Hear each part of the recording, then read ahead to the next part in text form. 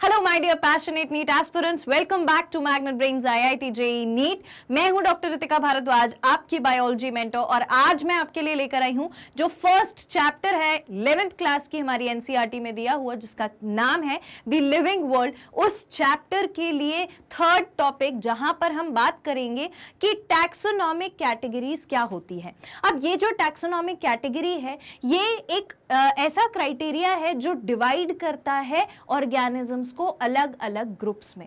और ये कौन से ग्रुप्स हैं, ये ग्रुप्स कैसे बनते हैं और किस तरीके से कौन से कैरेक्टर्स को लेकर के इन ग्रुप्स को बनाया जाता है, ये सारी बात हम यहाँ करेंगे। और हमने इस टॉपिक को पढ़ना है दो पार्ट्स में। We are going to study this topic in 2 parts. पहला पार्ट जहां पर हम बात करेंगे टैक्सॉन क्या होता है और मेजर टैक्सोनॉमिक कैटेगरी, सबसे बड़ी टैक्सोनॉमिक कैटेगरीज हमारे पास क्या क्या है। नेक्स्ट हम बात करेंगे obligate category. Ma'am obligate category तो हमने कभी सुना ही नहीं है, क्या होता है? सिर्फ हमें क्या पता होता है कि टैक्सोनॉमी क्या होती है, टैक्सॉन क्या होता है, लेकिन हमारे लिए ऑब्लिगेट कैटेगरी पढ़ना भी जरूरी है, जो कि बहुत सिंपल है। मैं ये आपको बहुत सिंप्लीफाई करके बताऊंगी, और सिंप्लीफाई करने की भी एक्चुअली जरूरत नहीं है, ये ऑलरेडी आप जानते हैं, बस नाम था जो छुपा हुआ था आज तक आपसे, लेकिन नीट एग्जाम में पूछा जा सकता है। फिर हम पढ़ेंगे इंटरमीडिएट कैटेगरी क्या होती है और टैक्सोनॉमिक हायरार्की क्या है, including the examples for all of them. फिर नेक्स्ट पार्ट जब हम जाएंगे इसी टॉपिक यानी कि टैक्सोनॉमिक कैटेगरीज के लिए, तो वहां हमने ये जितनी भी चीजें पढ़ी हैं कि टैक्सोनॉमिक हायरार्की है, टैक्सोनॉमिक कैटेगरी है, इन सारी चीजों का यूटिलाइजेशन क्या है उस बारे में हम बात करेंगे अपने नेक्स्ट पार्ट में। तो आइए आज का ये जो टॉपिक है इसको स्टार्ट करते हैं और समझते हैं कि टैक्सॉन क्या होता है।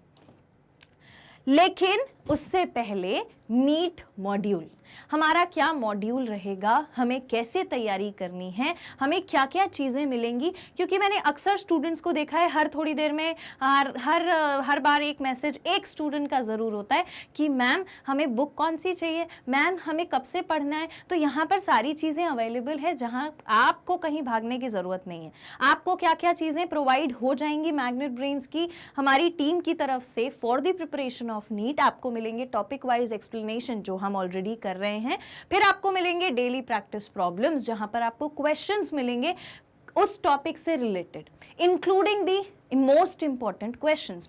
फिर उस डेली प्रैक्टिस प्रॉब्लम का आपका सोल्यूशन मिलेगा, and then chapter wise MCQ, हर चैप्टर कंप्लीट होने के बाद उससे रिलेटेड एमसीक्यूज।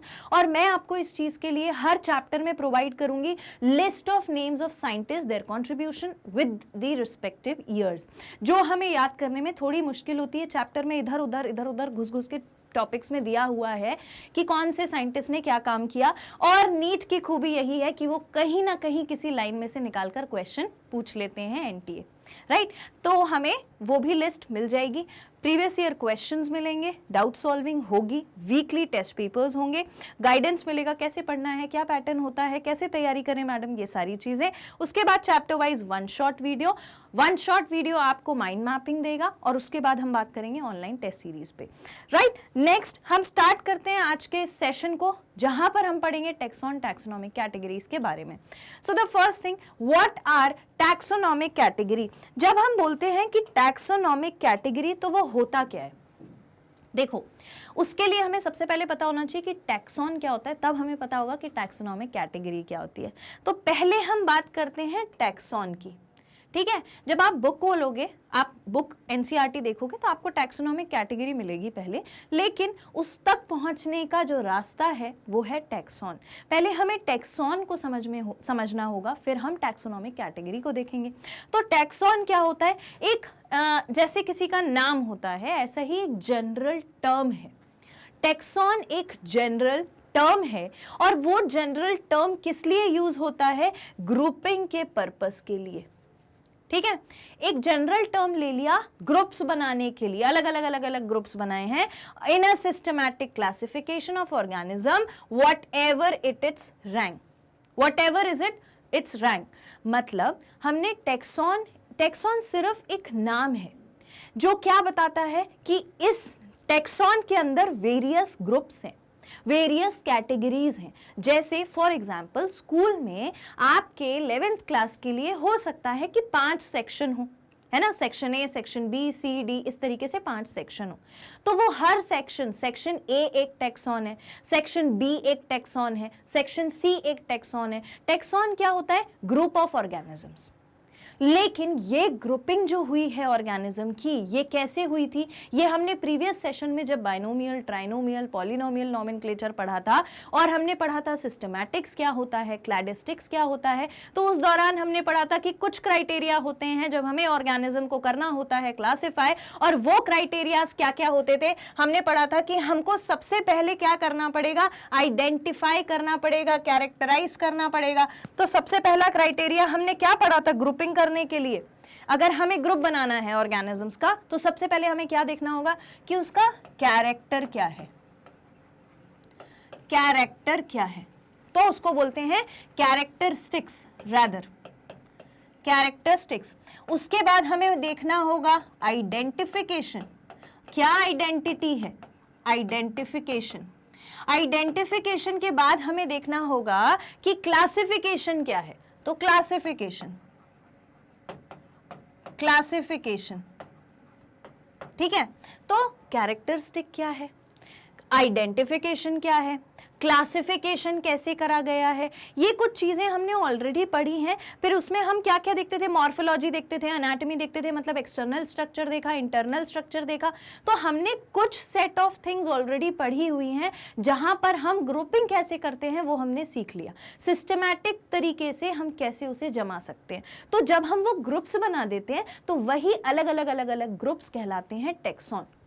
वही डिफरेंट डिफरेंट ग्रुप्स जो हैं वो टेक्सॉन कहलाते हैं। So taxon is nothing but a general term of grouping the organisms. और ये ग्रुपिंग हमने किसके बेसिस पर करी? सिस्टमैटिक क्लासिफिकेशन के बेसिस पर। सिस्टमैटिक क्लासिफिकेशन बात करता है इन सारे पॉइंट्स की।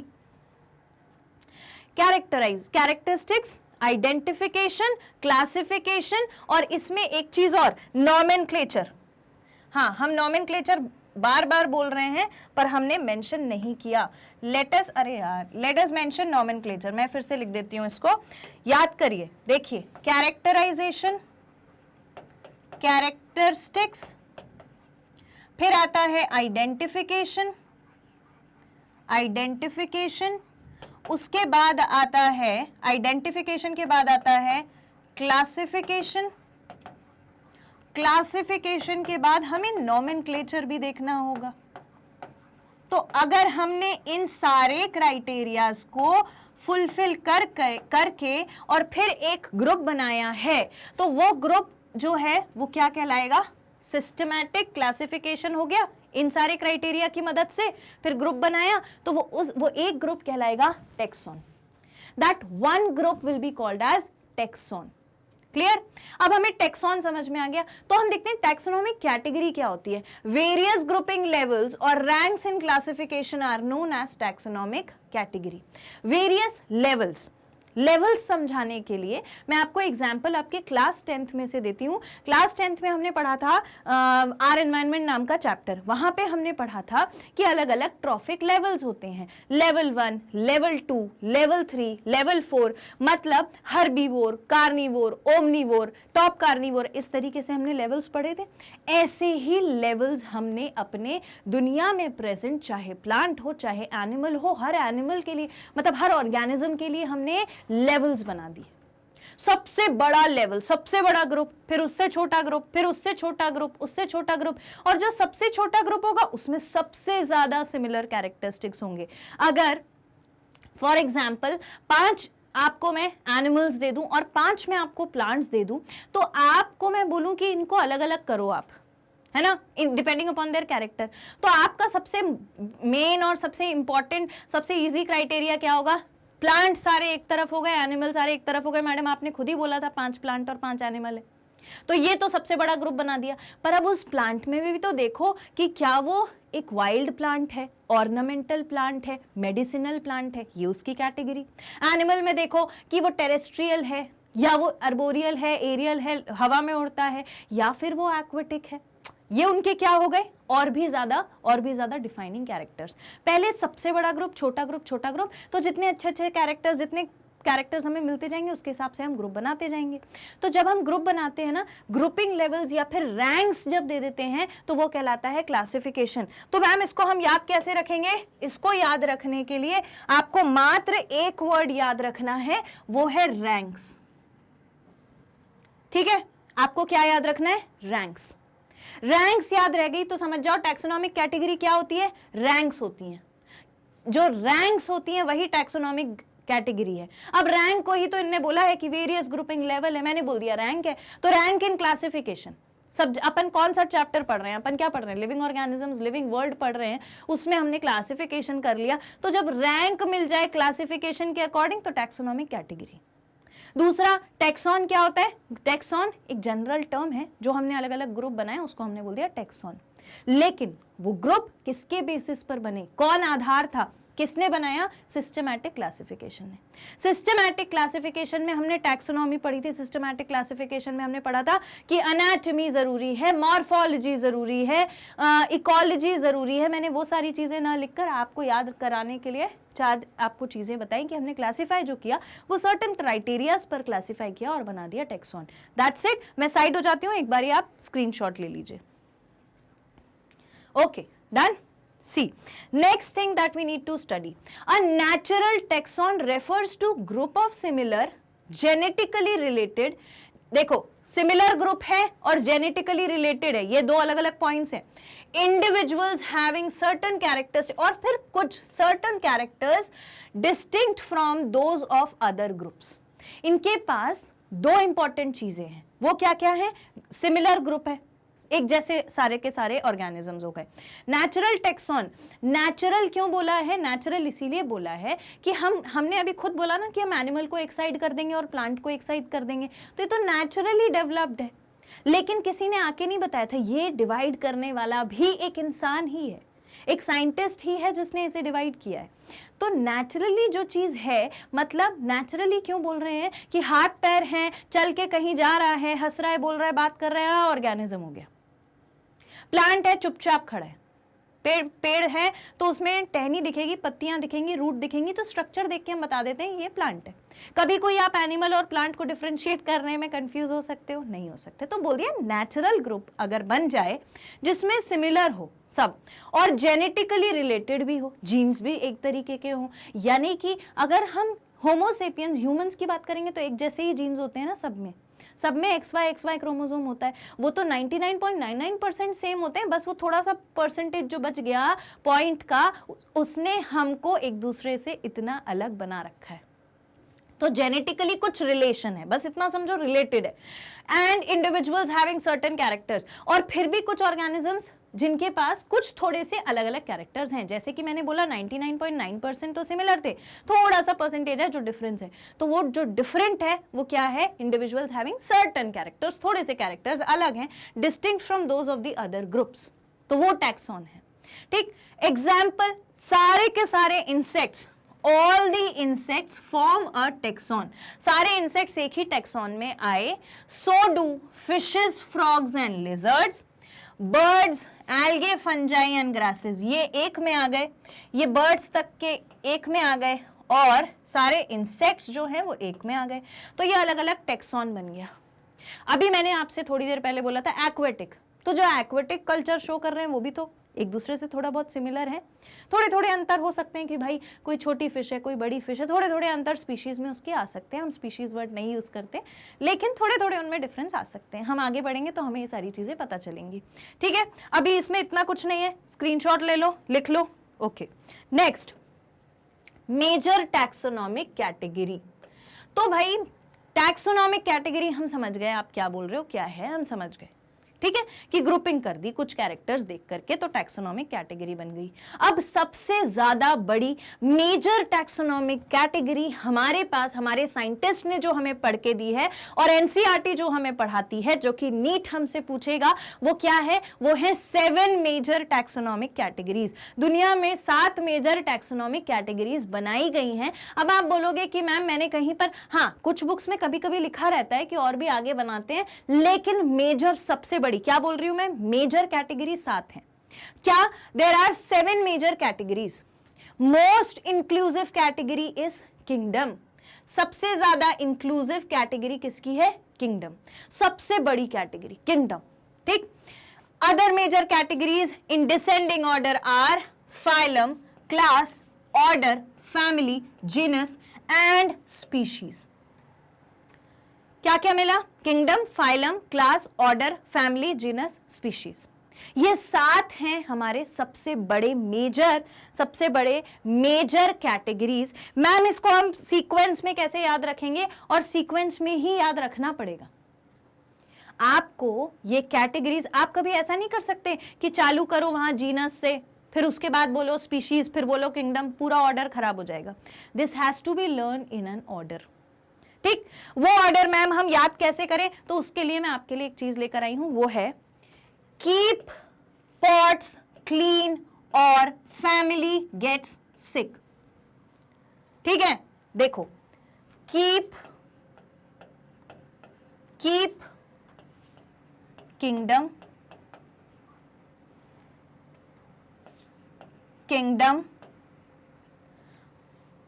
अरे किंगडम, ठीक है। तो कीप कर दिया, कीप के बाद हमने बोला पॉट्स। पॉट्स से पी से चालू होता है पॉट्स, तो पी से फाइलम, पी से फाइलम। उसके बाद आता है क्लीन, कीप पॉट्स क्लीन।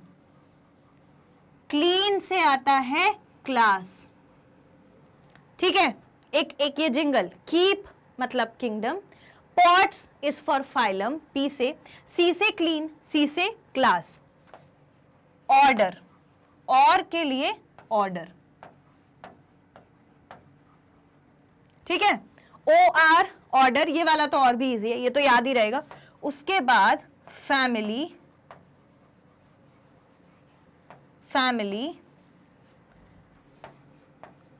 तो यहां पर भी फैमिली, ये और भी इजी है मैडम, ऐसे ही कुछ होता सारा का सारा तो ज्यादा अच्छा रहता। Gets genus and then the last is sick, बीमार, स्पीशीज। ये जिंगल याद रहेगी, कीप पॉट्स क्लीन और फैमिली गेट सिक। इसमें एक हमें वो भी मिलता है, मैसेज भी है। ये मैसेज क्या बोल रहा है? पॉट्स को क्लीन रखो, नहीं तो पूरी की पूरी जो आपकी फैमिली है वो बीमार हो जाएगी। ये इस तरीके से हम याद रखेंगे, keep kingdom, pots phylum, clean class और ऑर्डर, फैमिली, ये तो और भी अच्छा है, गेट्स जीनस, सिक स्पीशीज। ये जिंगल लिख लीजिए, इस जिंगल के थ्रू हम याद रखने वाले हैं, ठीक है। इस जिंगल के थ्रू हम याद रखने वाले हैं।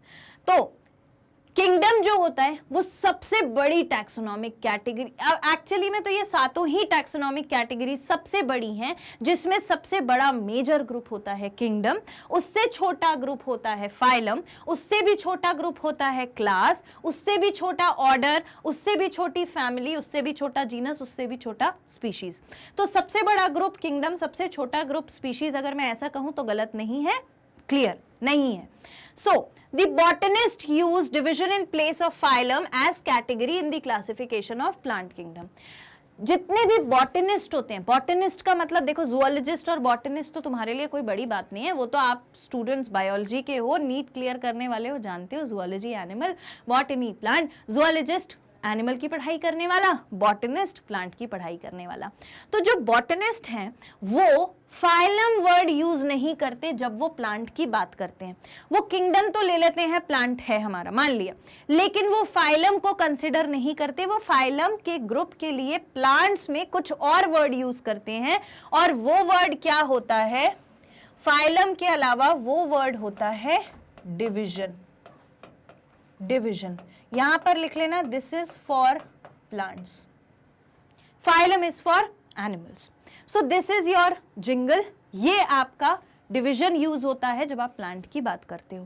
That's it. अभी टैक्सोनॉमिक कैटेगरी क्या होती है, 7 मेजर टैक्सोनॉमिक कैटेगरी क्या है, टैक्सॉन क्या है, और कहां पर कौन सा वर्ड यूज होगा, इतना क्लियर, इतनी पिक्चर क्लियर है। ये जिंगल नोट कर लो, कर ली।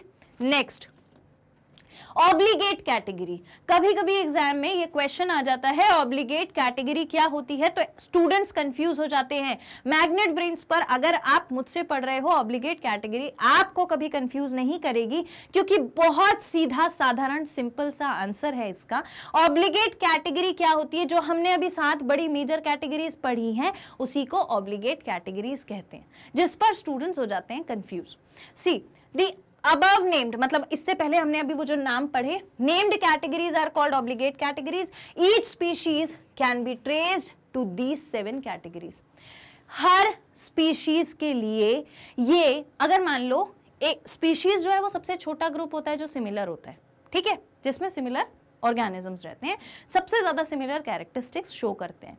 तो चाहे कोई सी भी स्पीशीज हो, जैसे अगर हम होमोसेपियंस हैं, है ना, तो सेपियंस वाली हमारी स्पीशीज है, तो सेपियंस के लिए यही 7 कैटेगरीज चलेंगी। समझे बात को, 7 कैटेगरीज चलेंगी। जब मैं सेशन के आखिरी में जाऊंगी तो मैं वहां आपको बहुत सारे एग्जाम्पल्स की प्रैक्टिस कराऊंगी, इसीलिए अभी से टेंशन मत लो, पहले कंसेप्ट समझो, एग्जाम्पल तो याद करने हैं, पर पहले पता तो चले हम एग्जाम्पल में पढ़ने क्या वाले हैं। तो कंसेप्ट समझो, अगर ऑब्लिगेट कैटेगरी लिखा है तो जो अभी हमने डिस्कस किया वो सारी की सारी को ऑब्लिगेट कैटेगरी बोला जाता है, जहां पर हर स्पीशीज के ऊपर 7 ग्रुप प्रेजेंट हैं।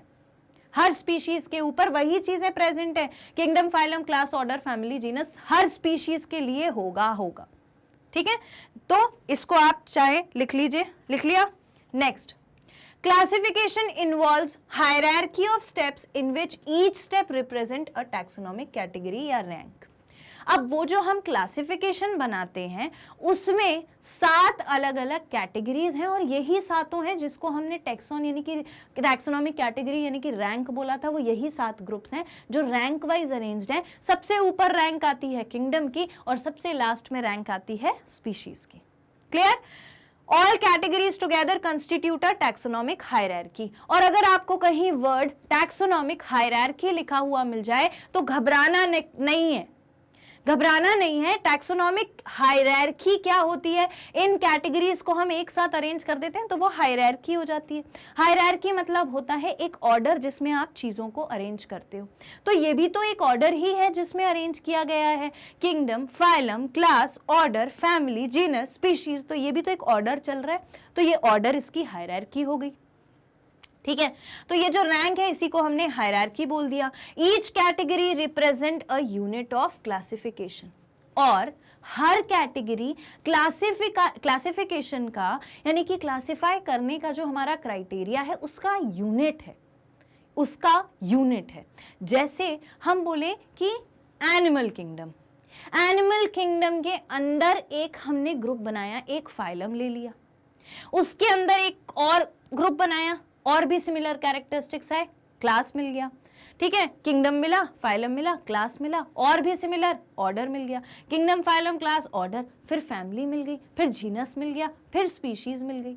तो हर बार हर कैटेगरी में ये जो यूनिट है, ये जो है ये क्या है, हर कैटेगरी एक यूनिट है क्लासिफिकेशन की।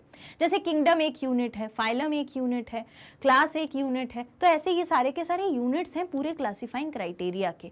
Example, class Mammalia. अगर हम मैमल्स की बात करें तो उसमें मैमेलिया जो क्लास होता है, अब मुझे बताओ, अगर मैं मैमेलिया की बात करती हूं तो मैमेलिया के ना कुछ एक्सक्लूसिव फीचर्स होते हैं। किसको याद है वो एक्सक्लूसिव फीचर्स? किसे याद है मैमेलिया के exclusive feature? Exclusive feature for Mammalia is presence of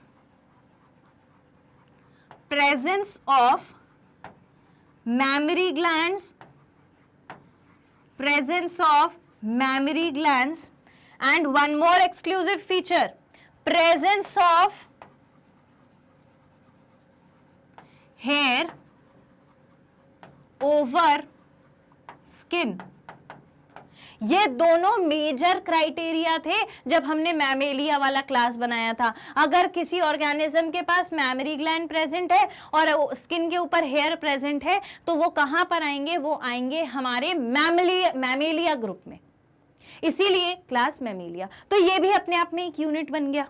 ठीक है, नेक्स्ट, अब हम धीरे धीरे कहां बढ़ गए हैं, हमें ये पूरा कंसेप्ट समझ में आ गया है कि टैक्सोनॉमिक कैटेगरी क्या होती है? टैक्सोनॉमिक कैटेगरी होती है वो कैटेगरीज, वो यूनिट्स जिसमें पूरी दुनिया के ऑर्गेनिजम्स को 7 अलग अलग ग्रुप में डिवाइड कर दिया गया। और ये ग्रुप मैंने हमेशा से बताया है कैसे थे। पहले वाले में थोड़े कम सिमिलर कैरेक्टर, दूसरे वाले में और ज्यादा सिमिलर कैरेक्टर, तीसरे में और ज्यादा सिमिलर कैरेक्टर, मतलब क्लोजनेस ऑफ कैरेक्टर बढ़ती जाती है अगर आप किंगडम से स्पीशीज की तरफ जाओ। अब हम इसे उल्टा पढ़ना चालू करते हैं। सबसे पहले हम बात करते हैं स्पीशीज की। तो जैसे ही स्पीशीज लिखा हुआ कहीं मिल जाए तो आपको क्या याद रखना है, स्पीशीज एक ऐसे ऑर्गेनिज्म का ग्रुप होता है जहां पर सारे के सारे ऑर्गेनिज्म सिमिलर कैरेक्टरिस्टिक्स शो करते हैं। और यही नहीं, उनका एक और इंपॉर्टेंट पॉइंट होता है that they can interbreed among themselves. वो एक स्पीशीज के मेंबर्स आपस में एक दूसरे से इंटरब्रीड कर सकते हैं। इंटरब्रीड करना यानी कि रिप्रोडक्शन कर सकते हैं। और जब वो रिप्रोडक्शन करेंगे तो जो ऑफस्प्रिंग होगा, जो नया इंडिविजुअल उससे जन्मेगा, वो भी रिप्रोडक्शन में हिस्सा लेने के काबिल होता है, यानी कि फर्टाइल होता है। ये दो बातें स्पीशीज को पूरा डिफाइन कर देती हैं। फिर तो चाहे आप इसकी कितनी भी बात कर सकते हो। ये दो बात समझ में आई? हेडिंग डालिए स्पीशीज। अब हम डिस्कस करेंगे सबसे पहले स्पीशीज को। तो ये जो स्पीशीज हैं इनके बारे में हम कुछ कीवर्ड्स लिख लेते हैं जो हमें याद रखने हैं, ठीक है। पहला कीवर्ड कि ये जो है ये सबसे ज्यादा क्लोजली रिलेटेड मेंबर्स के द्वारा बनाया गया ग्रुप है। तो मेंबर्स आर क्लोजली रिलेटेड। पहला अपन ने क्या देखा? क्लोजली रिलेटेड मेंबर्स हैं। Members are closely related. उसके बाद, या फिर मैं इसको ऐसा करती हूँ, यहाँ पे थोड़ा कम स्पेस है, let us right over here. यहाँ पे ये जो है ये क्लोजली रिलेटेड है, क्लोजली रिलेटेड मेंबर्स हैं। और खास बात इन मेंबर्स की क्या है? They can interbreed, they can interbreed among themselves, ठीक है। आपस में इंटरब्रीड कर सकते हैं, यानी कि रिप्रोडक्शन कर सकते हैं। और जब ये एक ही स्पीशीज के मेंबर्स आपस में रिप्रोडक्शन करते हैं तो जो भी ऑफस्प्रिंग इनका बनता है वो भी नेचर में फर्टाइल होता है। तो हम कह सकते हैं फर्टाइल ऑफस्प्रिंग। तो तीसरा कैरेक्टर स्पीशीज का क्या होता है? Fertile offspring. फर्टाइल ऑफस्प्रिंग का मतलब क्या होता है मैडम? फर्टाइल ऑफस्प्रिंग का मतलब होता है एक ऐसा इंडिविजुअल जो आगे फिर रिप्रोडक्शन करने की क्षमता रखता है। क्योंकि अगर एक स्पीशीज के मेंबर है आपस में रिप्रोड्यूस कर रहे हैं तो नए ऑर्गेनिजम्स बनते जा रहे हैं, फर्टिलिटी है। दूसरे स्पीशीज के मेंबर आपस में रिप्रोडक्शन कर रहे हैं, फर्टाइल हैं और नए मेंबर्स आते जा रहे हैं। पर दो अलग स्पीशीज के मेंबर जब आपस में रिप्रोड्यूस करते हैं तो फिर फर्टाइल ऑफस्प्रिंग प्रोड्यूस नहीं होता। फॉर एग्जाम्पल म्यूल, जिसे हिंदी में खच्चर कहते हैं। हॉर्स और डोंकी दो अलग अलग स्पीशीज के जो लोग हैं, ऑर्गेनिज्म हैं, इनके आपस में रिप्रोड्यूस करने से प्रोड्यूस होता है म्यूल, जो कि होता है इनफर्टाइल, यानी it can not further participate into the process of reproduction, it can not produce offsprings.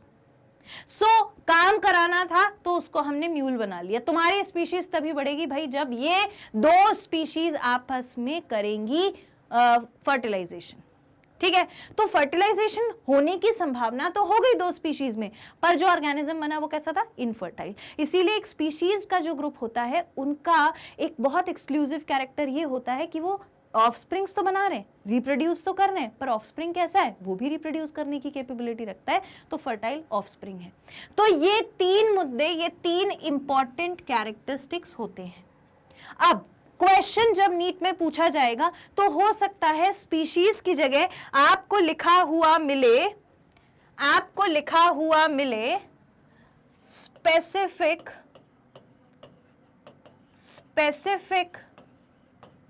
Epithet, ठीक है। तो अगर स्पेसिफिक एपिथेट लिखा हुआ मिल रहा है मतलब वो स्पीशीज के बारे में ही पूछ रहा है। मतलब किसके बारे में पूछ रहा है? स्पीशीज के बारे में। तो स्पेसिफिक एपिथेट भी स्पीशीज ही होती है, ठीक। और ये स्पीशीज जो हैं ये अलग अलग टाइप की होती हैं। तो स्पीशीज बेसिकली जब हम पढ़ेंगे तो उसमें हमको 3 टाइप्स पढ़ना है। तो वो टाइप्स ऑफ स्पीशीज क्या होती हैं? टाइप्स ऑफ स्पीशीज, 3 तरह की स्पीशीज होती हैं, 3 तरह के स्पीशीज के टाइप्स होते हैं। फॉर एग्जाम्पल, एग्जाम्पल क्या मतलब, टाइप्स लिख लेते हैं। टाइप्स होते हैं एलोपैट्रिक, एलोपैट्रिक, दूसरा होता है सिंपैट्रिक, तीसरा होता है सिबलिंग्स। स्पीशीज 3 टाइप की होती हैं। Sympatric species, sympatric species, allopatric species, sympatric species और सिबलिंग स्पीशीज। आगे बताऊंगी कि किसका क्या मतलब है, ठीक है। पर पहले जितना बेसिक मैंने बताया है उतना समझो। स्पीशीज को पहली बार डिफाइन करने वाले साइंटिस्ट का नाम था सर जॉन रे, जिससे रिलेटेड क्वेश्चन नीट में पूछते ही पूछते हैं, ठीक है। सर जॉन रे ने पहली बार बताया था नाम स्पीशीज का। तो ये नीट में पूछा जाता है, ये नीट में पूछा जाता है, इसीलिए ध्यान से लिख लेना, अलग कलर के पेन से हाईलाइट कर लेना, मैंने भी आपके लिए हाईलाइट किया है, ठीक है। तो term species was first time used by sir John Ray. Taxonomic studies consider group of individual organism with fundamental similarities as a species. कुछ फंडामेंटल सिमिलैरिटीज मिलेंगी। फंडामेंटल शब्द का मतलब क्या होता है? फंडामेंटल का मतलब होता है बेसिक, बेसिक फीचर्स सेम मिलेंगे। तो यहां पर क्या अंडरलाइन करना है कि फंडामेंटल सिमिलैरिटीज हैं स्पीशीज में। क्या है? फंडामेंटल सिमिलैरिटीज, बेसिक सिमिलैरिटीज है, बेसिक क्राइटेरिया सेम है। जितने भी ह्यूमन बीइंग्स देखोगे उनका बेसिक क्राइटेरिया सेम है। सबके पास digestive system, nervous system, peripheral nervous system, visceral nervous system, central nervous system और digestive system, excretory system, circulatory system सबके पास है। सबका एक बेसिक क्राइटेरिया बॉडी का सेम है। सबके पास 2 हाथ, 2 पैर, 2 आंख, 2 कान है। सबके पास दांत होते ही होते हैं। तो एक बेसिक फीचर सेम होता है, ठीक। इसके बाद 2 species can be distinguished on the basis of distinct morphological differences। अगर 2 अलग अलग स्पीशीज को जाना है, 2 अलग अलग स्पीशीज की बात करी जाती है, तो 2 अलग स्पीशीज के ये जो बेसिक फीचर्स हैं ये भी अलग हो जाते हैं। 2 अलग स्पीशीज तभी अलग कहलाती हैं जब उनके बेसिक क्राइटेरिया ही से अलग अलग हो। बात समझे? बेसिक क्राइटेरिया ही अलग है। नहीं है, मान लो अब फॉर एग्जांपल है ना कि डाइजेस्टिव सिस्टम जैसा होना चाहिए था, 5-6 ऑर्गन्स उसमें होने चाहिए थे, वो ना होकर कुछ और बेसिक क्राइटेरिया हो गया, तो तुम हमारी स्पीशीज से अलग हो गए। अब तुम इस स्पीशीज में नहीं आ पाओगे। बात समझे? एक स्पीशीज के बेसिक फीचर्स एक जैसे होते हैं, 2 अलग अलग स्पीशीज के बेसिक फीचर्स अलग अलग होते हैं, ठीक। उसके बाद इसको अंडरलाइन क्या करोगे? यहाँ पे क्या लिखोगे? 2 species can be distinguished on the basis of distinct morphological differences। Morphological मतलब यहां पे लिख लेना एक्सटर्नल डिफरेंसेस, एक्सटर्नल डिफरेंसेस होते हैं। इसके बाद members of species can interbreed among themselves, वो मैं आपको बता चुकी, ठीक है। आप इसको लिख लो, आई विल मूव असाइड। लिख लिया? सबने लिख लिया? ओके।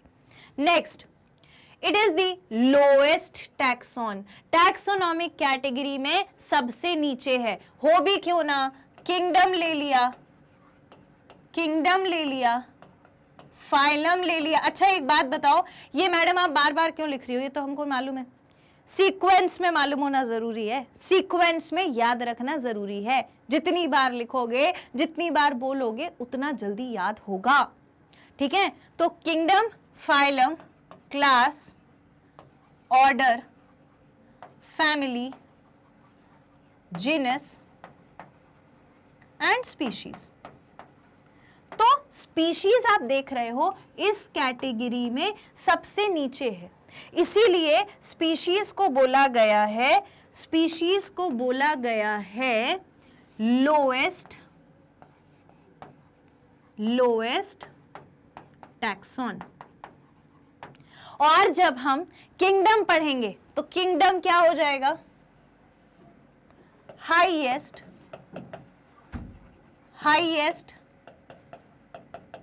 टैक्सॉन। कोई दिक्कत इतने में? ठीक है, तो लोएस्ट टैक्सॉन सबसे नीचे, टैक्सॉन यानी कि ग्रुप, सबसे छोटा सबसे नीचे जो ग्रुप है वो है स्पीशीज, सबसे बड़ा सबसे ऊपर जो ग्रुप है वो है अपना किंगडम। ठीक है, तो वो highest taxon. For example Panthera, अगर हम एग्जाम्पल की बात करेंगे तो एग्जाम्पल के लिए Panthera has another specific epithet. मैंने बोला था ना, जब स्पीशीज को रेफर करते हैं तो स्पेसिफिक एपिथेट भी बोलते हैं। तो पैंथेरा की अपनी अलग स्पीशीज है जो हायर कैटेगरी में Tigris, called higher category tigris, and solanum include species like nigrum and melogena। अलग अलग स्पीशीज हैं किस चीज की? पैंथेरा, यानी कि हम किसकी बात कर रहे हैं? टाइगर और लायन की। तो अलग अलग स्पीशीज मिल गई। ठीक, तो स्पीशीज के बारे में हम समझे। अब हम बात करेंगे टाइप्स ऑफ स्पीशीज। मैंने आपको 3 टाइप की स्पीशीज बताई थी, एलोपेट्रिक, सिम्पेट्रिक और सिबलिंग। सबसे पहले बात करते हैं सिम्पेट्रिक स्पीशीज क्या होती हैं। अब सबसे पहले हमें यह समझने की जरूरत है, एक आपके दिमाग में एक क्वेश्चन आ सकता है, सोचो इस बारे में कि मैम आपने बोला स्पीशीज जो हैं वो एक जैसे कैरेक्टर वाली होती हैं, आपस में इंटरब्रीड करती हैं, फर्टाइल ऑफस्प्रिंग प्रोड्यूस करती हैं। हाँ बिल्कुल करती हैं। फिर आप कह रहे हो स्पीशीज 3 टाइप की हैं, क्योंकि ये भी तो क्वेश्चन आपका बन सकता है कि जब सारी स्पीशीज ही अलग अलग हैं तो एक ही स्पीशीज के टाइप्स आपने कैसे बना दिए, उनके फीचर्स का क्या हुआ? ये क्वेश्चन दिमाग में आता है, पूछ सकते हो ना। हमने बोला स्पीशीज में ये सारे फीचर्स हैं, अगर नहीं है तो ये अलग स्पीशीज, अगर इसमें भी नहीं है ये अलग स्पीशीज। तो जब एक स्पीशीज में सारे कॉमन फीचर्स थे तो उसके टाइप्स कैसे बन गए? उसमें तो सारी चीज सिमिलर थी, टाइप्स कैसे बन गए? तो टाइप जो बन जाता है स्पीशीज में वो बनता है हमारे नेचर की वजह से, नेचर करवाता है, हमने नहीं किया। ये एलोपेट्रिक, सिम्पेट्रिक स्पीशीज बनाने वाले आप और हम, या कोई बायोलॉजिस्ट, कोई जूलॉजिस्ट, कोई बॉटनिस्ट, कोई ऑर्गेनिज्म नहीं था, ये था नेचर खुद। समझो कैसे? ठीक है, अगर अब मैं बोलूं कि मेरे पास एक जगह बहुत सारे प्लांट्स थे, ठीक है, मेरे पास एक जगह प्लांट्स थे इसमें, ठीक है, प्लांट्स थे तो मैं ग्रीन कलर से इसमें प्लांट्स बना लेती हूं। ठीक, तो एक प्लांट ये, एक प्लांट ये, एक प्लांट ये, 1 2 3, 1 2 3, 1 2 3, ये एक ही स्पीशीज के प्लांट है। इसको हम केस 1 ले लेते हैं। These are species of plant, जो कैसी है? सेम। ठीक है, ऐसा था। अब क्या हुआ, इस जगह पर ये समझो कि कहीं से बहती हुई कोई नदी आ गई। ये एक ग्राउंड था, एक जगह थी जहां पर एक ही तरीके के प्लांट रहते थे। ठीक है, अब इसमें बहती हुई बीच में से कोई नदी आ गई, कहीं से चली आई। ठीक है, तो एक बार वहां से पानी बह गया, दूसरी बार बह गया, तीसरी बार बह गया, अब वो नदी ने अपना रास्ता बना लिया। तो अब क्या हुआ, जब नदी अपना रास्ता बना लेगी, ठीक है, जब नदी अपना रास्ता बना लेगी तो फिर क्या होगा मैडम? फिर होगा कुछ यूं कि सारे प्लांट्स, अब देखो पहले प्लांट्स बनाए अपन, पहले प्लांट्स बनाओ, समझना, लेकिन इस कंसेप्ट को बनाने के लिए मत बनाना, अगर खुद भी बना के रख रहे हो तो इसे समझना पड़ेगा। ये प्लांट्स थे, ठीक है, बीच में इसमें पानी आ गया, तो चलो भाई पानी आ जाओ, बीच में इसमें पानी आ गया। ठीक है, वाटर आ गया, तो मैम वाटर तो लिख दो। कभी मान लो बीच में से मैंने लेक्चर चालू कर दिया, मम्मी ने कुछ खाने के लिए बुला लिया था, मैं खा के आया हूं, अब मुझे समझ ही नहीं आ रहा आपने ब्लू ब्लू क्या बना दिया, ये बीच में आ गया वाटर।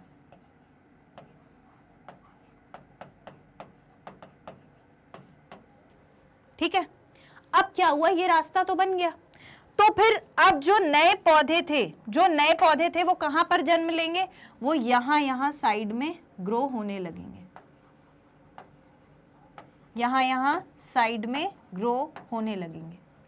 तो थर्ड केस ऐसा होगा, थर्ड केस में कुछ ऐसा होगा कि जो भी हमारी स्पीशीज थी डियर स्टूडेंट्स, अब वो स्पीशीज पानी के बहाव की वजह से, नेचर की वजह से स्प्लिट हो गई, वो नेचर की वजह से स्प्लिट हो गई।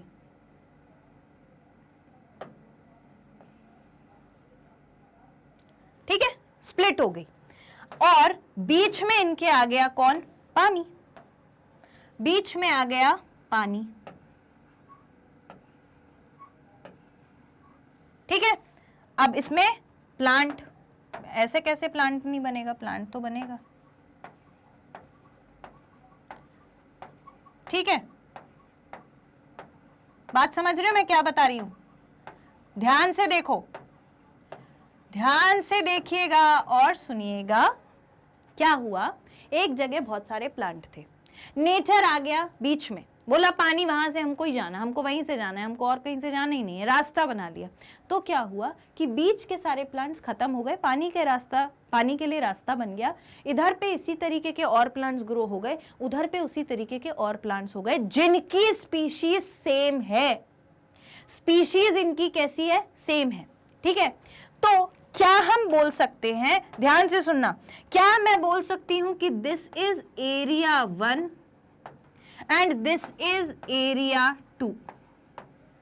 बोल सकते हैं ना, एक एरिया ये है, एक एरिया वो है। बट बात हो रही है, बात सारी किसकी हो रही है?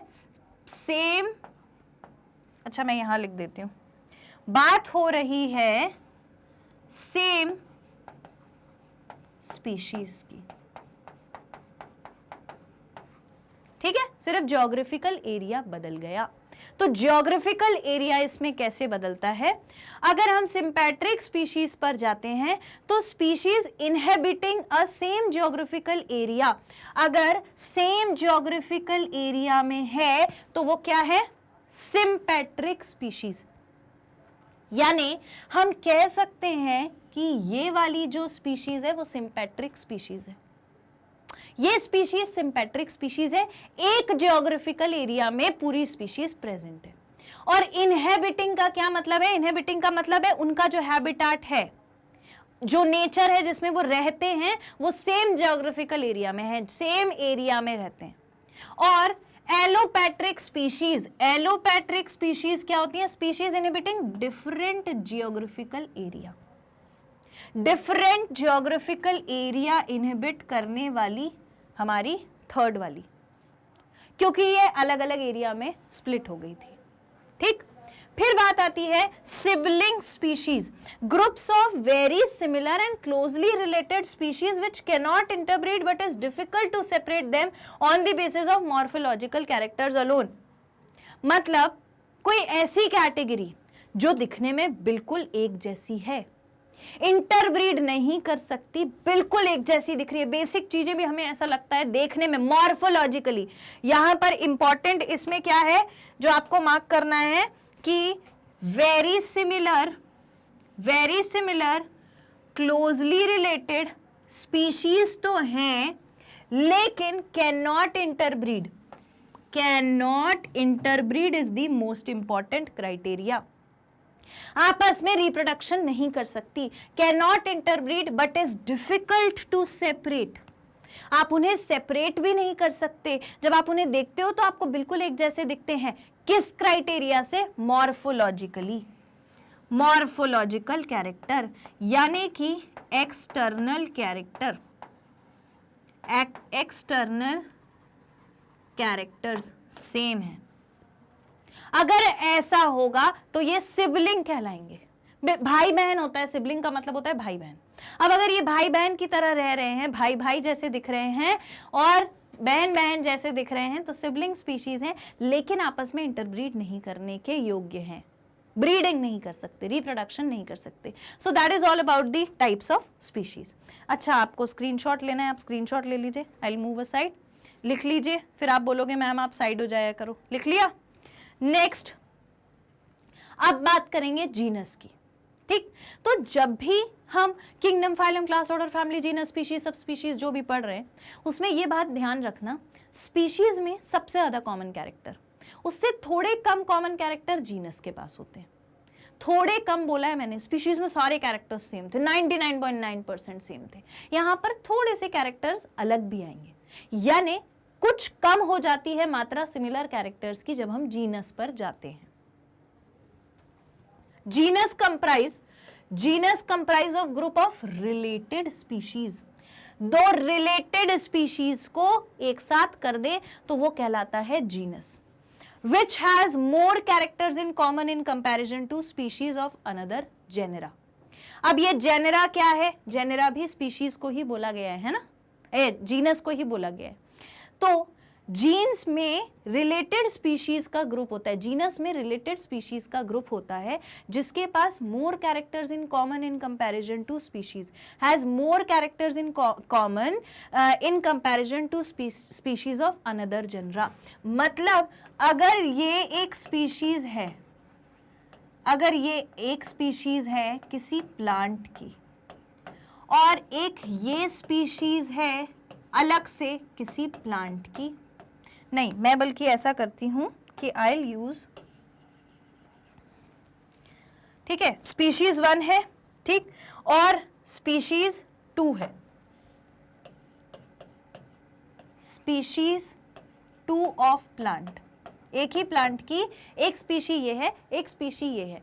तो हो सकता है कि इन दोनों के पास सेम इनका जीनस हो। बात समझ पा रहे हो? दो स्पीशीज आपस में अलग कब होती हैं? जब अलग अलग कैरेक्टर होते हैं, जब इंटरब्रीड नहीं कर पाती हैं। ऐसी सिचुएशन में भी हो सकता है वो एक ही जीनस से बिलोंग करती हूं, ये मतलब होता है जीनस का। ठीक है, genera, 1 minute, genera are aggregates of closely related species. ये एग्रीगेट तो है, अगर मैं इन दोनों को प्लस कर दूं तो इक्वल्स टू ये आता है ना, तो ये एग्रीगेट ही तो है। दो स्पीशीज का मिला दिया जाए तो एग्रीगेट है जीनस। एग्रीगेट मतलब टोटल। एग्जाम्पल, अगर हम पोटैटो और ब्रिंजल की बात करें, आलू कुछ लोगों को पसंद होगा लेकिन बैंगन हर किसी को पसंद हो जरूरी नहीं है, पर फिर भी मैं आपको बताती हूं कि वो दोनों एक ही जीनस से बिलोंग करते हैं, उन दोनों का जीनस एक ही है, एक ही ग्रुप में से निकल के दोनों अलग अलग स्पीशीज बन गए थे। तो potato and brinjal are 2 different species but belong to same genus solanum. इनका जीनस है सोलेनम, जो कि इंपॉर्टेंट एग्जाम्पल है, जो कि इंपॉर्टेंट एग्जाम्पल है। ठीक, तो जीनस जो होता है वो एग्रीगेट होता है। नेक्स्ट एग्जाम्पल देखो, लायन। लायन को पैंथेरा लियो बोला जाता है, लियोपर्ड को पैंथेरा पैरिडस बोला जाता है, टाइगर को पैंथेरा टाइगरिस बोला जाता है, विथ सेवरल कॉमन फीचर्स। कुछ कुछ कॉमन फीचर्स हैं। Are all species of genus panthera, सबके सब पैंथेरा से आए हैं। यानी पैंथेरा, अगर मैं बात करूं, पैंथेरा जब मैं बोलती हूं तो पैंथेरा, अभी हमने समझा पैंथेरा क्या है हमारा, अरे यार पैंथेरा क्या है? जीनस है ना, पैंथेरा जीनस है। तो पैंथेरा जीनस में अलग अलग चीजें निकल के आती हैं। पहला आ गया लियो, तो लियो ने बना लिया टाइगर, ठीक है, सॉरी पैंथेरा लियो, तो लियो ने बना लिया लायन, लियो ने बना लिया लायन। पैंथेरा के ही जीनस से एक और स्पीशीज निकल के आई जिसको हमने बोला पैरिडस। पैरिडस, तो पैरिडस का मतलब था लियोपर्ड, लियोपर्ड। फिर पैंथेरा में से ही एक और कैटेगरी निकल कर आई और वो कैटेगरी क्या कहलाई? टाइगरिस। टाइगरिस जिसका मतलब है टाइगर। यानी अगर मैं आपको ये स्टेटमेंट दूं, अगर मैं आपको ये स्टेटमेंट दूं कि जो लायन है, जो लियोपर्ड है और जो टाइगर है, ये तीनों का एक ही जीनस है जो कि है पैंथेरा, तो सही है ना? तीनों का एक ही जीनस है पैंथेरा। और ये फिर क्या है, फिर ये क्या है मैडम, नहीं हाँ, फिर लियो क्या है, पैरिडस क्या है, टाइगरिस क्या है, ये है स्पीशीज। पैंथेरा क्या है, जीनस। ठीक है, common features are all species of the genus panthera. The genus differs from another genus felis which includes cat. और कैट जो है वो अलग जीनस पे चली जाती है, बात समझ रहे हो? तो जीनस एक ही ग्रुप में कई सारी स्पीशीज रखता है अपने पास। क्लियर? ठीक, nice, all right. Now we move on to what is family. What is family?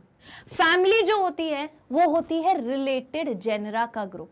यानी हो सकता है कि एक ही फैमिली में कई सारे जीनस हों, कई सारे जीनस हों।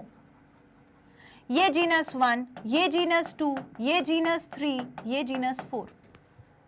एक ही फैमिली में बहुत सारे जीनस अगर हैं तो वो क्या कहला सकता है, मतलब बहुत सारे जीनस मिलकर के एक ही फैमिली बना सकते हैं। तो अब आप सोचो, दिमाग लगाओ, स्पीशीज जिसमें सबसे ज्यादा कॉमन कैरेक्टर्स थे, उससे कम कॉमन कैरेक्टर्स किसमें मिले हमको? अभी हमने जीनस देखा, उसमें जीनस से भी कम कॉमन कैरेक्टर्स हमें फैमिली में मिलेंगे। और बहुत सारे जीनस मिलकर के फैमिली बना रहे हैं, यानी इस जीनस में बहुत सारी स्पीशीज इंक्लूडेड है। तो और भी सब डिवाइड हो जाता है नीचे जाके जब स्पीशीज पे जाते हो।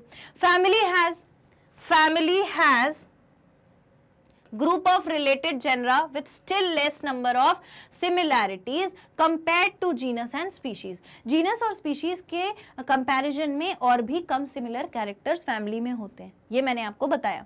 families are characterized on the basis of both vegetative and reproductive features of plant species। जब plant species पर जाते हैं तो सिर्फ reproduction criteria नहीं होता, क्योंकि जब species बनाई थी तो reproduction एक criteria था। हाँ मैडम था, लेकिन जब हम एनिमल पर जाते हैं, जब हम एनिमल की बात करने लगते हैं तो उसमें फैमिलीज के जो कैरेक्टर्स होते हैं वो कैरेक्टर्स अलग अलग नहीं देखने पड़ते। तो उसमें it is characterized on the basis of both vegetative and reproductive. अगर रिप्रोडक्टिव सेल्स को छोड़ दिया जाए तो बाकी सारे वेजिटेटिव पार्ट्स में आ जाएगा। तो वेजिटेटिव पार्ट्स यानी जैसे फ्लावर होता है, फ्लावर के अंदर प्लांट में रिप्रोडक्शन होता है। तो अगर हम फ्लावर को हटा दें तो बचा हुआ leaf, stem, roots, everything is the vegetative part. तो ये सारे ही पार्ट्स देखे जाते हैं, चाहे रिप्रोडक्टिव पार्ट यानी कि फ्लावर हो या उसके अलावा प्लांट के बाकी सारे पार्ट्स हों, वो सब देखे जाएंगे, तब जाकर के डिसाइड होगा फैमिली। एग्जाम्पल, अगर हम प्लांट्स की बात करें तो 3 डिफरेंट जेनरा यानी कि 3 अलग अलग जीनस, कौन कौन से? Solanum, petunia and Datura are placed in the family Solanaceae.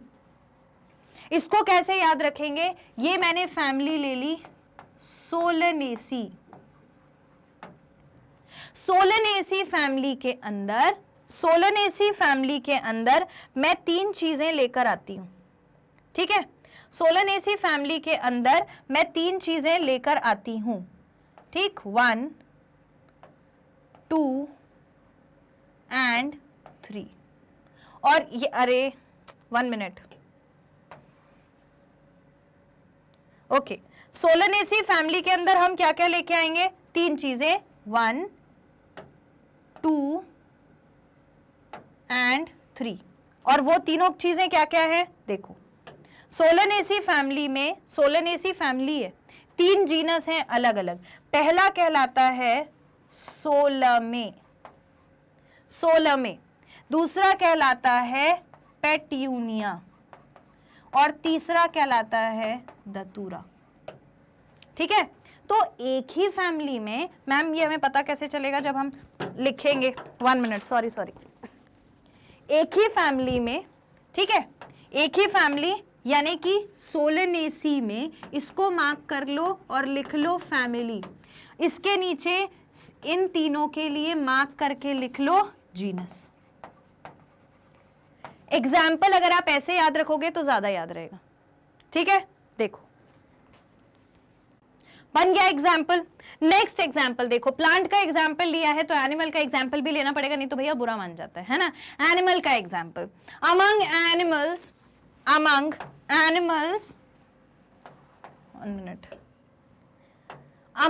Animals genus Panthera comprising, एक जीनस है जो कि क्या है, पैंथेरा, भी अपन ने देखा भी था, जिसमें लायन भी है, लियोपर्ड भी है, is put along with genus felis, felis भी उसमें डाल दिया, यानी कि फैमिली फेलिडेसी। फैमिली क्या है इनकी, फेलिडेसी, जिसके अंदर कैट्स भी आती हैं। तो cats and dogs are place in the family canidae. Cats और डॉग्स को एक ही फैमिली में रख दिया और बोल दिया कैनिडी। ठीक, तो ये हमारा एग्जाम्पल हो गया। नेक्स्ट अब हम देखेंगे ऑर्डर क्या होता है। ठीक है, वो हंसा वाला ऑर्डर, ऑर्डर नहीं, ये ऑर्डर अलग है, जहां पर जीनस और फैमिली दोनों के कंपैरिजन में और भी कम कॉमन कैरेक्टर मिलेंगे। सबसे ज्यादा कॉमन कैरेक्टर स्पीशीज में, उससे कम कॉमन कैरेक्टर्स किस में मिला, जीनस में, उससे कम फैमिली में, उससे कम मिलेगा ऑर्डर में। बीइंग हायर कैटेगरी, अब ये थोड़ी देखो हायर कैटेगरी मान ली जाती है। Higher category order is assemblage of family which exhibit few similar characters, यानी यहां का की पॉइंट जो बनता है वो ये है कि it has few similar characters.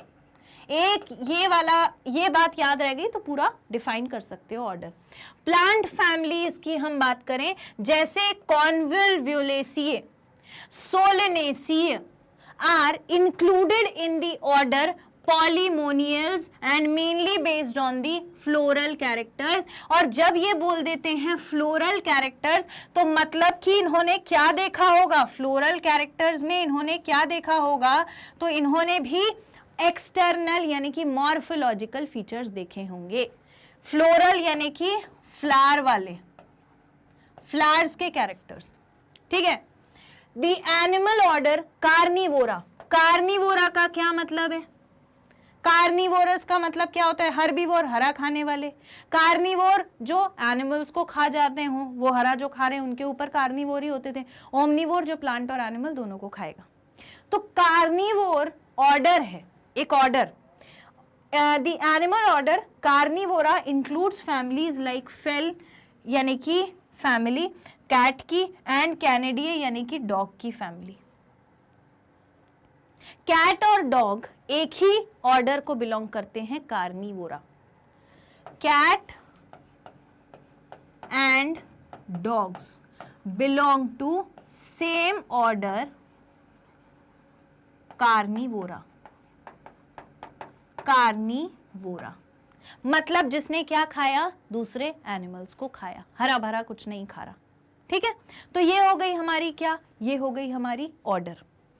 और ये जो ऑर्डर है इसके जब हम आगे जाते हैं तो मिलता है क्लास।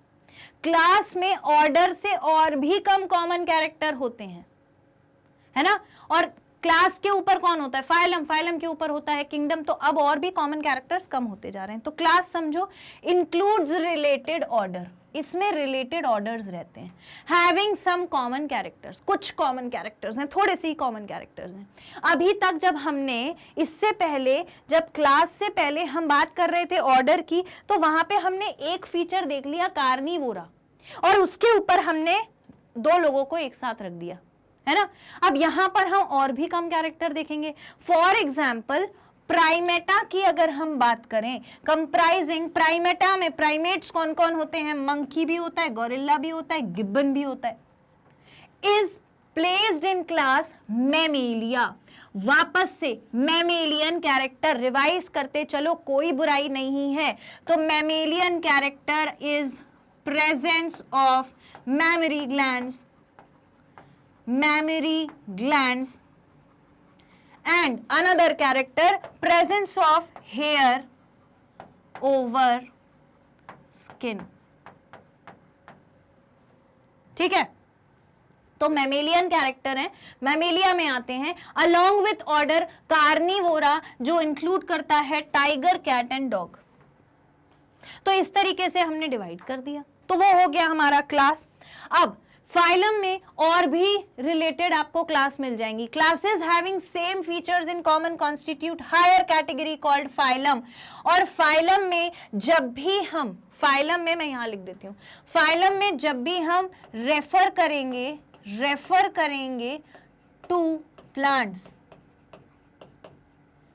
ठीक है, प्लांट्स के लिए word refer to plants as, एक मिनट, 1 मिनट, हाँ, जब भी हम प्लांट की बात करते हैं ना तो किंगडम के बाद हम फाइलम नहीं बोलते, किंगडम के बाद बोलते हैं हम डिवीजन। ये मैंने आपको शुरू में बताया था। तो for referring to the plants word division is used. ठीक है, जब भी प्लांट की बात होगी तो फाइलम वर्ड की जगह आप डिवीजन यूज करोगे। और यहां पर सेम फीचर्स होते हैं, यहां पर सेम फीचर्स होते हैं इन कॉमन कॉन्स्टिट्यूट सबसे हायर कैटेगरी। हालांकि इससे भी हायर है, लेकिन ये भी तो हायर है। इसके नीचे देखो कितने सारे 5 डिविजन्स आ गए। Phylum Chordata includes classes like fishes, amphibian, reptiles, birds, mammals with the common features. तो फिर मैडम कॉर्डेटा क्या होता है? कॉर्डेटा होता है प्रेजेंस ऑफ नोटोकॉर्ड। नोटोकॉर्ड मतलब कि शरीर में किसी ऑर्गेनिज्म के पीछे के हिस्से में अगर एक रॉड जैसे स्ट्रक्चर की रॉड जैसा स्ट्रक्चर प्रेजेंट है जो मैसेज वगैरह ट्रांसफर कर रहा है, तो हमने उसको बोल दिया नोटोकॉर्ड। जरूरी नहीं है बहुत ज्यादा स्पेशलाइज्ड हो, और हो सकता है बहुत ज्यादा स्पेशलाइज्ड भी हो। ठीक है, तो इसमें फिशेस, एम्फीबियंस, बर्ड्स, मैमल्स सब आ जाते हैं। उसके बाद presence of dorsal hollow neural system. Dorsal और वेंट्रल 2 वर्ड होते हैं, तो डॉर्सल का मतलब लिख लेना, याद हो जाना चाहिए आगे की आने वाली क्लासेस तक। ये बहुत जरूरी है वर्ड, पहली बार आपको यहां देखने को मिला है आपके 11th क्लास में, इसीलिए अलग से बता रही हूं। डॉर्सल होता है बैक और वेंट्रल होता है फ्रंट।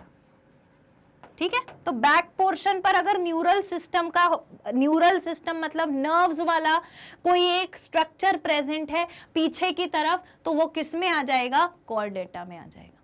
ठीक है, तो ये हो गई फाइलम की बात। अब आता है इन केस ऑफ प्लांट्स। अगर हम प्लांट्स की बात करें, classes with few similar characters are assigned to higher category called division, जो मैंने आपको अभी बताया था।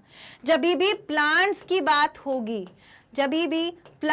बात होगी तो हम बोलेंगे डिवीजन। ठीक है, नेक्स्ट आता है किंगडम। सबसे बड़ा, largest, it is the largest division. ठीक है, ये सबसे बड़ा लार्जेस्ट डिवीजन है। इसने किंगडम जो है वो 2 टाइप का है। किंगडम में 2 हैं। ठीक है, किंगडम में 2 हैं, और वो 2 क्या क्या हैं?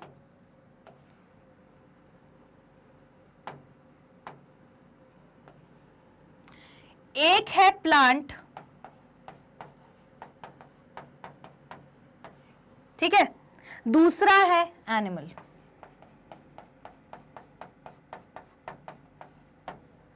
एक है प्लांट्स और दूसरा है एनिमल्स। कोई दिक्कत इतने में नहीं हो सकता? मना कर रहे हो? क्यों नहीं हो सकता? हो सकता है मैडम, आपने बोला है तो होना ही पड़ेगा। ठीक है, प्लांट्स। ठीक, किंगडम 2 होते हैं, प्लांट्स और एनिमल्स, और क्योंकि 2 हैं तो सबसे बड़ा लार्जेस्ट डिवीजन यही है।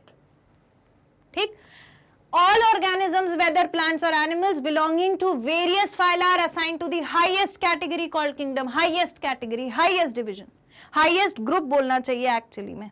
फिर बाद में बोलोगे मैडम आपने यहाँ डिवीजन वर्ड यूज कर लिया। ठीक है, तो इसको मैं लिख देती हूँ लार्जेस्ट कैटेगरी। लार्जेस्ट कैटेगरी, सबसे बड़ी कैटेगरी। प्लांट और एनिमल बस 2 में डिवाइड कर दिया, काम खत्म। Kingdom, Plantae is distinct and comprise plants from various division, अलग अलग डिवीजन में।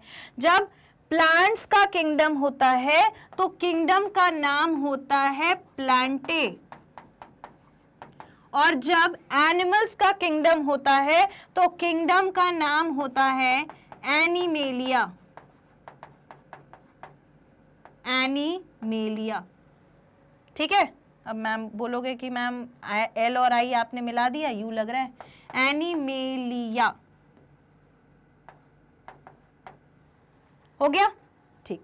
सबसे इजी पहुंच गए हम किंगडम पे। अब as we go higher from species to kingdom, number of common characters goes on decreasing। अगर यहां पर मेरे पास किंगडम है, किंगडम है, किंगडम के बाद फाइलम, उसके बाद class, order, family, genus and species,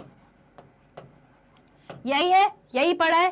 तो मैं बोल सकती हूं ना कि किंगडम के पास सबसे लेस कॉमन कैरेक्टर्स, सिर्फ लेस कॉमन कैरेक्टर, मतलब प्लांट है बस इतना ही मालूम है, एनिमल है बस इतना ही मालूम है। ये नहीं पता कि प्लांट के भी टाइप्स हो सकते हैं, Thallophyta, bryophyta, pteridophyta, angiosperm, gymnosperm, flower देने वाला, ना फ्लावर देने वाला, कितने प्लांट्स हो सकते थे, इनने डिफाइन ही नहीं करा, इनने बोला प्लांट्स। एनिमल में देखा ही नहीं कि जौ था या जौ नहीं था, एग्नैथा था या ग्नैथा था, या कॉर्डेट था या नॉन कॉर्डेट था, यानी कि वर्टिब्रल कॉलम यानी कि नोटोकॉर्ड प्रेजेंट है या नहीं है, कुछ भी नहीं देखना, एनिमल हो गए सारे। ठीक है, तो लेस कॉमन कैरेक्टर। बट कहानी खत्म नहीं होती। जब ये सारे टर्म्स क्रॉस करके, ये सारे ग्रुप क्रॉस करके ऑर्गेनिज्म स्पीशीज में आकर इकट्ठे हो जाते हैं तो उनके पास सबसे ज्यादा कॉमन कैरेक्टर्स होते हैं। ठीक है, तो मैक्सिमम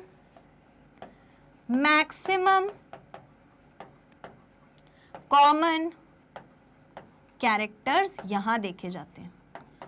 और आप इसको जब लिखोगे तो आपको याद रखना है, आप कंफ्यूज ना हो, इसीलिए मैं इसको लेस की जगह लिख देती हूं minimum common characters, minimum common characters.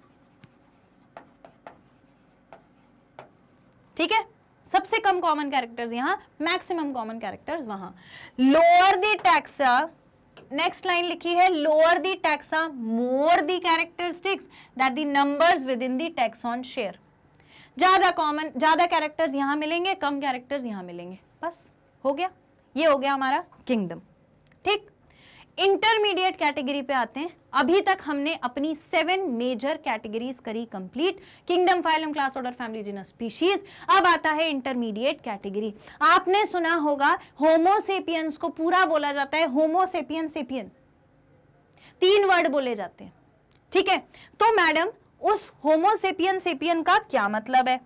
तो अगर हम ह्यूमंस की बात करें तो ह्यूमंस को कहते हैं होमो सेपियंस, सेपियंस, है ना मैडम? ऐसा क्यों कहते हैं? इसमें से होमो जो है वो है हमारा जीनस, स्पीशीज जो है वो है हमारा स्पीशीज, जो सेपियंस जो है वो है हमारा स्पीशीज। तो फिर मैडम एक बार और सेपियन क्यों लगाया है? वो है हमारी सब स्पीशीज, उसमें भी सब ग्रुप बना दिया है, ह्यूमंस में भी सब ग्रुप बना दिया और बोल दिया सब स्पीशीज सेपियन, सब स्पीशीज। तो ये हमारी सब स्पीशीज है। अगर किसी कैटेगरी में सब स्पीशीज बन जाए, सब क्लास बन गया, सब फैमिली बन गया, मतलब उसके भी अपने और ग्रुप्स बना देते हैं, तो वो होते हैं इंटरमीडिएट कैटेगरी। तो इंटरमीडिएट कैटेगरी को आप इन शॉर्ट ऐसा बोल सकते हो, ऐसा लिख सकते हो कि ये है सब कैटेगरीज, ये क्या है, सब कैटेगरीज। ठीक है, जहां नेसेसरी है वहां लगा दी सब कैटेगरी, हो गया। देखो क्या लिखा हुआ है, लिखा ये है कि हायरार्की जो होती है अबव 7 मेजर कैटेगरीज, यानी कि अबव 7 मेजर कैटेगरीज यानी कि kingdom, phylum, class, order, family, genus, species, इन 7 कैटेगरीज में विच आर ऑब्लिगेटरी, ये तो ऑब्लिगेट कैटेगरीज होती हैं, अपन पढ़ के आए हैं, तो इनकी इंटरमीडिएट क्या होती हैं, स्मॉलर सब कैटेगरीज, इनकी भी छोटी कैटेगरीज बना दी गई, may be added for finer distinctions whenever necessary, और ज्यादा सिमिलैरिटीज लानी थी और ज्यादा फाइन काम करना था, सब स्पीशीज बना दी। तो वो सब स्पीशीज है हमारी सब कैटेगरीज और कहलाती है इंटरमीडिएट कैटेगरीज। अगर क्वेश्चन में इंटरमीडिएट कैटेगरी पहचानने को बोला गया तो आप वो 3 शब्दों का नाम देखकर लास्ट वाले शब्द को देख के पहचान जाओगे कि कभी कभी सब स्पीशीज भी मेंशन होती हैं। कब, कहां पर रखी जाती है सब स्पीशीज, स्पीशीज के बाद, क्योंकि वो सब स्पीशीज है। ठीक है, so these sub categories are सब स्पीशीज हो सकती हैं, या वेराइटीज हो सकती हैं, या सब जेनरा हो सकता है, सब फैमिली हो सकती है, सब ऑर्डर हो सकता है, सब क्लास हो सकता है, सब फाइला हो सकता है, पर सब किंगडम नहीं होगा। किंगडम तो 2 ही है, उसका सब किंगडम नहीं बनेगा, उसके नीचे जितने भी हैं उन सबका बन सकता है। ठीक है, मैंने क्या क्या बताया, क्या क्या बन सकता है। देखो हमारे पास किंगडम को छोड़ के फाइलम था, जितनी ज्यादा प्रैक्टिस उतना ज्यादा याद रहेगा, आलस्य नहीं करना है। ठीक है, तो हो गया सब फाइलम, ठीक है, क्लास, ऑर्डर, फैमिली, जीनस, तो और स्पीशीज। ठीक है, तो ये हो गया सब क्लास, ये हो गया सब ऑर्डर, ये हो गया सब फैमिली, ये हो गया सब जीनस, और ये हो गया सब स्पीशीज। और अगर ऐसा कुछ मिल जाए एक्स्ट्रा में तो वो कहलाता है इंटरमीडिएट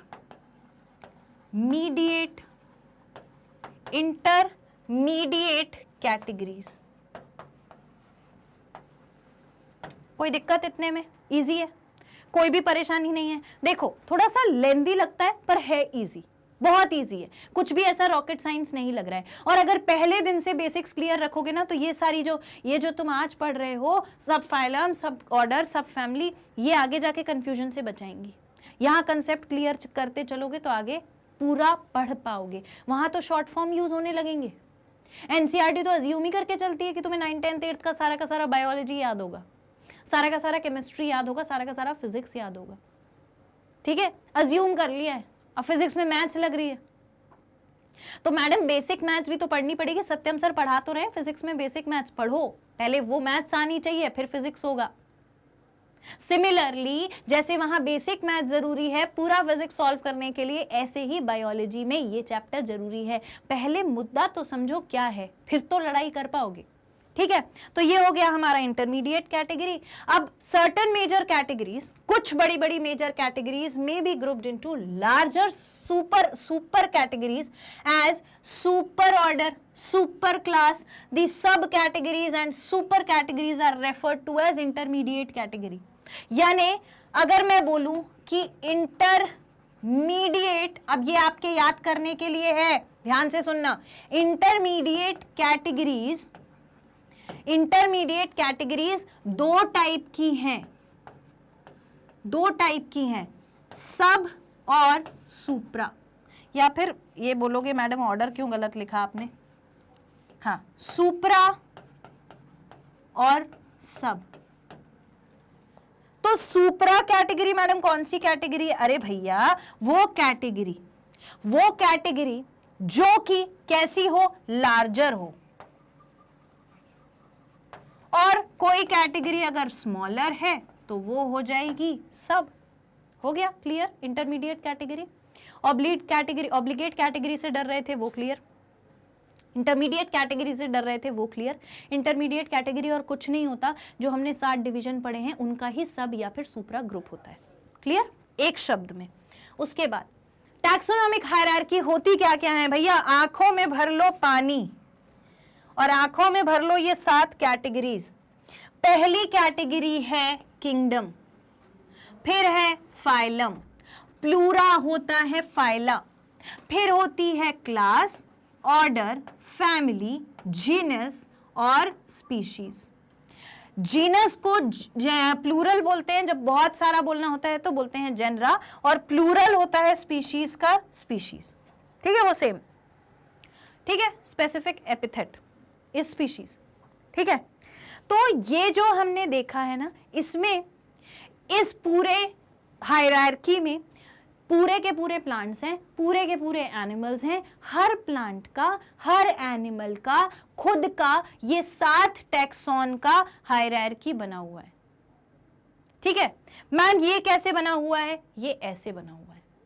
अगर हम सबसे पहले बात करें हाउस फ्लाई की, ठीक है, घर में उड़ने वाली मधुमक्खी, तो उसका बायोलॉजिकल नेम क्या होता है हमारे हिसाब से? मस्का डोमेस्टिका। मस्का डोमेस्टिका।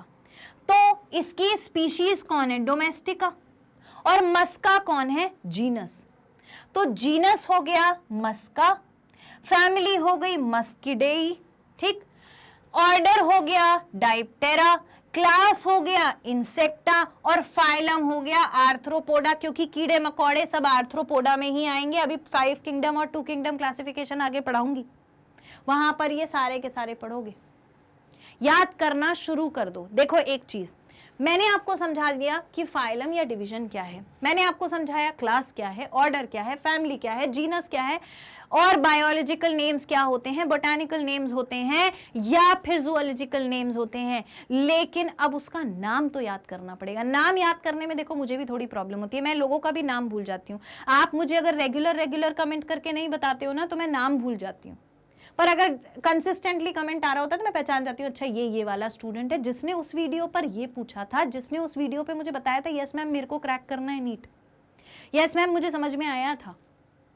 कितनी बार पेपर दे सकते हैं आप में से एक स्टूडेंट ने पूछा था। तो मैं ऐसे फिर अगर फ्रीक्वेंटली आप 2-4 बार कर दोगे तो मुझे नाम याद हो जाता है। तो नाम याद करने के लिए मुझे भी 2-4 बार लग रहे हैं।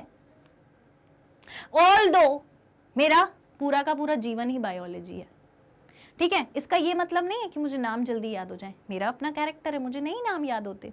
आपको भी नाम याद करने में टाइम लग सकता है। सबसे अच्छा हमें क्या करना है, मैं तुम्हें ये पूरा चार्ट अभी पढ़ा दे रही हूँ। इस चार्ट को ऐसा का ऐसा बना के मुझे कमेंट में पहले तो बता देना कि हमने बना लिया है। बनाने के बाद या तो जहां पढ़ाई करते हो वहां चिपका लो या अपने रूफ पे चिपका लो। लेटोगे तो दिखेगा, सामने बैठोगे तो दिखेगा, तो जितना ज्यादा दिखेगा उतना ज्यादा याद होगा। और जब जब याद होता जाए एक एक करके याद करना। पहले हाउस फ्लाई का कर लेना, कॉकरोच का कर लेना, हॉर्स का कर लेना है, मैन का कर लेना है। चलो मैन का तो याद ही रहता है, मैंगो और वीट का कर लेना है। अब देखो जिसमें इंटरेस्ट रहता है ना वो याद रहता है। मैन में इंटरेस्ट है, मेडिसिन पढ़नी है, डॉक्टर बनना है, तो वो याद रहेगा। पर बाकी सारे हम नहीं छोड़ सकते, रास्ता नीट का है, ठीक।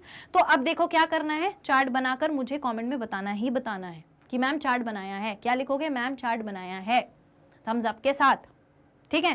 देखो हाउस फ्लाई देख लिया। कॉकरोच जो होता है उसका बायोलॉजिकल नेम होता है पेरीप्लैनेटा अमेरिकना। अमेरिकना स्पीशीज है, पेरीप्लैनेटा हमारा जीनस है, ब्लैटिडन हमारा फैमिली है कॉकरोच का, ऑर्डर है डिक्टियोप्टेरा, डिक्टियोप्टेरा, क्लास है इंसेक्टा, और फाइलम फिर से है आर्थ्रोपोडा।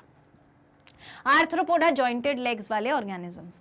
फिर हम बात करें अगर हॉर्स की, तो इक्कस कैबुलर कहलाता है हॉर्स, जिसमें से इक्कस जो है वो स्पीशी जीनस है और कैबुलर क्या है हमारा स्पीशीज। और इक्विडेई फैमिली को बिलोंग करता है हॉर्स, और ऑर्डर होता है पेरिसोडेक्टाइला। मैमेलिया इसकी क्लास है, और कॉर्डेटा होता है यानी कि नोटोकॉर्ड, वर्टिब्रल कॉलम मिल जाएगी। मैन होता है होमोसेपियंस। होमोसेपियंस को होमोसेपियन सेपियन भी बोला जाता है। तो होमोसेपियन सेपियन में सेपियन आखिरी वाला इंटरमीडिएट कैटेगरी हो जाता है, ठीक है। ऑब्लिगेट कैटेगरी कौन हो गया हमारा? ये होमोसेपियन, क्योंकि साथ के साथ पूरे के पूरे जो टैक्सा थे वो कहाँ आते थे? इसी में, किसमें? ऑब्लिगेट कैटेगरी में, तो वो है ऑब्लिगेट कैटेगरी। और लास्ट वाला सेपियन क्या, इंटरमीडिएट कैटेगरी, यानी कि सब ग्रुप है, सब स्पीशीज है। तो हमारा होमो सेपियंस में होमो हमारा जीनस है, सेपियंस हमारी स्पीशीज है, होमिनिडे हमारी फैमिली है। देखो फैमिली लिखने का ना कुछ क्राइटेरिया होता है, या तो ईडन लगा होता है आखिरी में, या डेई लगा होता है आखिरी में, ठीक है, सेई लगा होता है, डेई लगा होता है। तो होमिनिडे हमारी फैमिली है, ऑर्डर प्राइमेटा, मैमेलिया क्लास है, और हमारा फाइलम या फाइलम क्या है, कॉर्डेटा। कॉर्डेटा कॉर्ड प्रेजेंट है इसीलिए। Mango is called as Mangifera indica, biologically botanical name Mangifera indica. Mangifera हमारा जीनस होता है, इंडिका हमारा स्पीशीज। फिर एनार्किडेसी फैमिली से बिलोंग करता है मैंगो।